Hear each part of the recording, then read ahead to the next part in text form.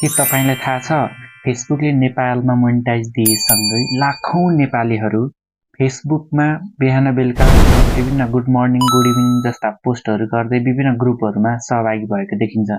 कहिल्यै फेसबुक नचलाउने हजुरबुबा, काका, काकी, दिदीबहिनीले समेत भए भरको फोटो लगायत आफ्नो विभिन्न पर्सनल इन्फर्मेसनहरू सेयर गर्दै मोबाइलमा भएको फोटो सकियो तर विकली च्यालेन्ज पूरा भएन भनेर हालेको देख्न सकिन्छ। यसरी पर्सनल इन्फर्मेसन सेयर गर्दा आफ्नो जन्ममिति, mobile number, email, bank detail जस्ता आफ्नो व्यक्तिगत विवरणहरूलाई चाहिँ सामाजिक सञ्जालमा चाहिँ नपोस्ट्याउनका लागि म अनुरोध गर्दछु। यसले तपाईको व्यक्तिगत विवरणहरू चोरी हुने लगायत तपाईलाई चाहिँ आर्थिक नोक्सानी हुने समेत संकेत देखिन्छ।